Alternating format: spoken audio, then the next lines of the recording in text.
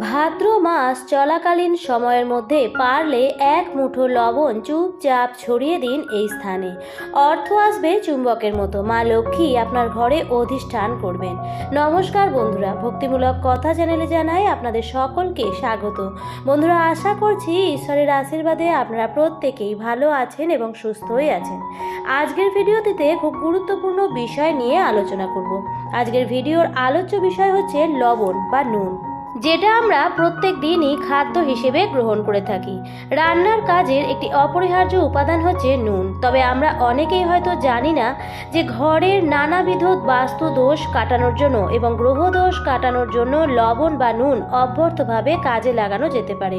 বন্ধুরা, আজকে আমি আপনাদের সঙ্গে শেয়ার করব লবণ আপনার বাড়ির কোন স্থানে ছড়িয়ে দিলে আপনার বাড়ির সমস্ত বাস্তু দোষ দূর হবে, আপনার পরিবার থেকে সমস্ত রকম নেতিবাচক শক্তি বিদায় নেবে এবং আপনার উপর কেউ খারাপ কাজ করতে পারবে না।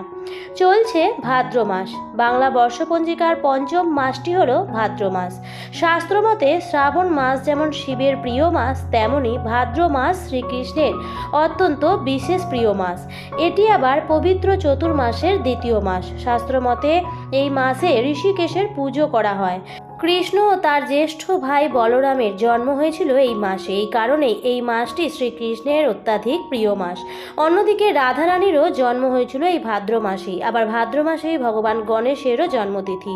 ভাদ্র মাসের অধিপতি চন্দ্র। ভাদ্র মাসকে শূন্য মাস বলা হয়, তাই এই মাসে কোনো মাঙ্গলিক কাজকর্ম হয় না। তাই ভাদ্র মাসের যে কোনো দিনে আপনারা এই কাজটি করতে পারেন। চলুন বন্ধুরা, আপনাদের বলে দিই যে কিভাবে আপনারা লবণ ব্যবহার করবেন আপনাদের জীবনে এবং কি কি সতর্কতা অবলম্বন করবেন। তবে মূল পর্বে যাওয়ার আগে আমার সকল বন্ধুদের কাছে একটাই অনুরোধ করব যে ভিডিওটি স্কিপ না করে সম্পূর্ণ দেখুন এবং দেখার পর অবশ্যই ভালো লাগলে একটি লাইক করবেন এবং কমেন্টসে লিখবেন জয় মা লক্ষ্মীর জয়। এবং বন্ধুরা, ভিডিওটি শেয়ার করবেন আপনাদের নিকট আত্মীয় স্বজন ও বন্ধু বান্ধবদের সাথে। চলুন বন্ধুরা, আসা যাক মূল পর্বে। বন্ধুরা, প্রথমেই জানতে হবে যে ঘরে কি বাস্তুদোষ আছে। যদি বাস্তুদোষ আপনার ঘরে থাকে, সেটা প্রমাণ করার একটি সহজ উপায় হচ্ছে, হয়তো আপনি অত্যন্ত ফুরফুরে মেজাজে বাইরে আছেন, কিন্তু যখনই আপনার ঘরে অর্থাৎ আপনি নিজের ঘরে প্রবেশ করলেন, হঠাৎ করেই আপনার মন মেজাজ খারাপ হয়ে গেল। তাছাড়াও কারণে অকারণে পরিবারের সমস্ত সদস্যদের মধ্যে খিটিমিটি মনোমালিন্য যদি লেগে থাকে এবং যদি আপনি কোনো অনুষ্ঠান করতে চাইছেন বা কোনো পুজো করতে চাইছেন, তাহলে আপনার সেই পুজো দেবার পথে বাধা তৈরি হয়, তাহলে বুঝতে হবে যে আপনার বাড়িতে অত্যন্ত মাত্রায় নেতিবাচক শক্তি বৃদ্ধি পেয়েছে এবং তার ফলে আপনি যা ভালো কাজ করতে চাইছেন, যা কিছু আপনি শুভ অনুষ্ঠান করতে চাইছেন, তাতেই আপনার বাধা আসছে। তাহলে অবিলম্বে আপনার ঘরের বাস্তু ঠিক করা প্রয়োজন। যে ঘরে বাস্তু দোষ থাকে, সেই ঘরে কোনো রকমভাবেই আর্থিক উন্নতি হতে পারে না। সেই ঘরের পরিবারের সদস্যরা যে কাজেই হাত লাগাবেন, সেই কাজেই প্রচুর বাধা এবং বিপত্তির সম্মুখীন হতে হবে। আপনার মধ্যে যে পজিটিভিটিটা আছে, সেটা আপনার ঘরের বাস্তু দোষ শোষণ করে নেবে এবং আপনি কোনো রকম ভালো চিন্তা ভাবনা করতে পারবেন না। এর ফলে পরিবারের আয় উন্নতি দিন দিন কমতে থাকবে আর আপনার খরচ হু হু করে বাড়তে থাকবে। তাই বন্ধুরা, ঘরের বাস্তু খুব সহজ কিছু উপায়ে বলা যেতে পারে, প্রায় বিনামূল্যেই সারানো যেতে পারে, কিন্তু সঠিকভাবে সেটি জানতে হবে। আপনি সাধারণ লবণ অর্থাৎ সাদা লবণ, যেটি আপনি রান্নায় ব্যবহার করেন, প্রতিদিন খাবার হিসেবে গ্রহণ করেন, সেই সাদা লবণ দিয়ে এই উপায়টি করতে পারেন। তাছাড়াও যদি আপনার ঘরে সৈন্ধক লবণ থাকে, সৈন্ধক লবণ অত্যন্ত ফলপ্রদায়ী, সেটি দিয়েও আপনারা এই উপায়টি করতে পারেন। বন্ধুরা, এটা এমন নয় যে সৈন্ধক লবণ দিয়েই আপনাকে করতে হবে তবেই বাস্তুদোষ কাটবে না। সৈন্ধক লবণ যেটি হয়, সেটি অত্যন্ত বেশি শুদ্ধ হয়। এটা সাদা লবণের থেকে আরও বেশি শুদ্ধ হয় এবং আরও বেশি কার্যকর হয়। তবে আপনি দুটোর মধ্যে থেকে যে কোনো একটি লবণ নিয়েই করতে পারেন। প্রথম যে উপায়টির কথা বলবো, সেটি আপনারা প্রত্যেক দিন করবেন এবং সকাল 10টার আগে করার চেষ্টা করবেন, অর্থাৎ সূর্য আকাশের ওপর দিকে যাওয়ার আগে করার চেষ্টা করবেন। প্রতিদিন সকালবেলায় ঘর দুয়ার খুব ভালো ভালোভাবে পরিষ্কার পরিচ্ছন্ন করে নেবেন। যে বাড়ি বা ঘর পরিষ্কার নয় সেই বাড়িতে মা লক্ষ্মী প্রবেশ করেন না।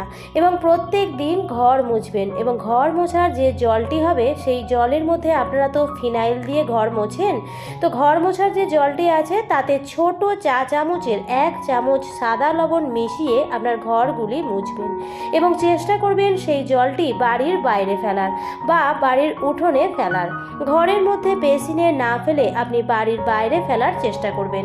এর ফলে আপনার বাড়ির মধ্যে যে নেতিবাচক যা কিছু আছে যার ফলে আপনার পরিবারের আয় উন্নতিতে বাধা আসছে সেটা আস্তে আস্তে কেটে যাবে। কিন্তু এই কাজটা আপনাদের প্রত্যেক দিন করতে হবে এবং চেষ্টা করবেন সকাল 10টার আগে অর্থাৎ দুপুর 12টার আগে অন্তত পক্ষে করার চেষ্টা করবেন।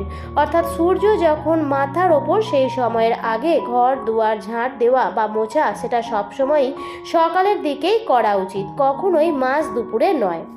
তাই সকালের দিকেই কাজটি করার চেষ্টা করবেন। কাজটি আপনারা প্রত্যেক দিন করতে পারেন, তবে বৃহস্পতিবার দিনটি খালি বাদ দেবেন। দ্বিতীয় যে উপায়টি আপনারা করবেন সেটি করবেন আপনার বাড়ির বাথরুমে। বন্ধুরা, বাথরুম এমন একটি জায়গা যেখান থেকে সব থেকে বেশি নেতিবাচক শক্তি বৃদ্ধি পায়। একটা ঘরের বা একটা বাড়ির যে বাস্তু তার মধ্যে নেতিবাচক শক্তির যে বিস্তার সেটি কিন্তু বাথরুম থেকেই হয়। কিভাবে সেটা ঠিক করা যেতে পারে তার জন্য আপনারা মাত্র 2টি কাজ করবেন। প্রথম হচ্ছে একটি স্বচ্ছ পাত্র নিয়ে নেবেন। স্বচ্ছ অর্থাৎ ট্রান্সপারেন্ট। আপনি কাঁচের কোনো পাত্রও নিতে পারেন। তার মধ্যে 1 বাটি সাদা নুন রেখে দেবেন। অর্থাৎ আপনি যদি কোনো কৌটো নেন তাহলে তার মধ্যে 1 বাটি সাদা নুন ভরে রাখবেন এবং আপনি বাথরুমের একটু ওপরের দিকে এমন একটি কোণা জাতীয় জায়গায় রাখবেন যাতে সেটি হঠাৎ করে কারোর চোখে না পড়ে, কিন্তু বাথরুমের মধ্যেই সেটি থাকবে, কিন্তু কারোর হাতেও না পড়ে, চোখেও না পড়ে, এরকম একটি জায়গায় রেখে দেবেন এবং এই জিনিসটি আপনি রাখবেন। আর 15 দিন অন্তর অন্তর আপনাকে পরিবর্তন করতে হবে। এই যে লবণটি আপনি একটি স্বচ্ছ জায়গায় ভরে রেখে দিলেন, এটি আপনার বাথরুমের নেতিবাচক যে শক্তিটা তৈরি হচ্ছে সেটি শোষণ করে নেবে। শোষণ করে কিন্তু সেই লবণটি নিজের মধ্যেই রাখবে। আপনাকে সেই লবণটি বাড়ির ত্রিসীমানার বাইরে কোথাও গিয়ে আপনাকে ফেলতে হবে। আপনি কোনো চৌমাথার মোড়ে বা যে কোনো অজানা রাস্তায় ফেলে আসতে পারেন, কিন্তু আপনাকে এটি 15 দিন অন্তর অন্তর পরিবর্তন করতে হবে। এতে আপনার বাথরুমের সমস্ত রকম যে নেতিবাচক শক্তি সেটি শোষণ করে নেবে। আরেকটি কাজ আপনারা করতে পারেন। বাথরুমে আমরা সবাই বালতি ব্যবহার করি, সাদা গোলাপি যে কোনো রঙের বালতি আমরা ব্যবহার করে ফেলি। তবে বন্ধুরা, বাথরুমে যখন কোনো বালতি ব্যবহার করবেন বা মগ ব্যবহার করবেন যেখান থেকে আপনি স্নান করছেন, সর্বদা নীল রঙের ব্যবহার করার চেষ্টা করবেন। নীল রং কিন্তু পরিশোধক হিসেবে খুব ভালোভাবে কাজ করে। নীল রং জলকেও রিপ্রেজেন্ট করে। নীল রং কিন্তু অত্যন্ত ভালো, আপনার যে কোনো খারাপ জিনিস শোষণ করে থাকে। তাই বন্ধুরা, আপনারা নীল রঙের বালতি বা মগ ব্যবহার করুন আপনার বাথরুমে। দেখবেন আপনি অত্যন্ত ভালো রেজাল্ট পাবেন এবং একদম হাতে নাতে পাবেন। বাড়িতে যদি অত্যন্ত মাত্রায় বাস্তু দোষ বাড়ে তাহলে রাতের ঘুম উড়ে যাবে। আপনি রাতে শোবেন, হয় আপনার খারাপ স্বপ্ন আসবে আর না হলে আপনার রাতে ঘুম আসবে না। এই দুটোর মধ্যে থেকে যে কোনো একটা আপনার সাথে অবধারিতভাবে হবে, বা আপনি রাত্রিবেলায় অন্ততপক্ষে 2 থেকে 3 বার ঘুম ভেঙে যাবে আচমকাই হঠাৎ করে। সেক্ষেত্রে এই নেতিবাচক শক্তিটা যাতে আপনার উপর এবং আপনার ঘুমে ব্যাঘাত ঘটাতে না পারে তার জন্য একটি কাজ আপনারা করতে পারেন। সেটি হচ্ছে, আপনি যে বিছানায় শোন, যে বিছানার যে 4টি পা থাকে সেই পায়ের মধ্যে অল্প অল্প করে লবণ দিয়ে রাখবেন রাত্রিবেলায় ঠিক শোবার আগে। তারপর আপনারা আর কোনো কাজ করবেন না। ঠিক শোবার আগে আপনারা লবণ দিয়ে রাখবেন।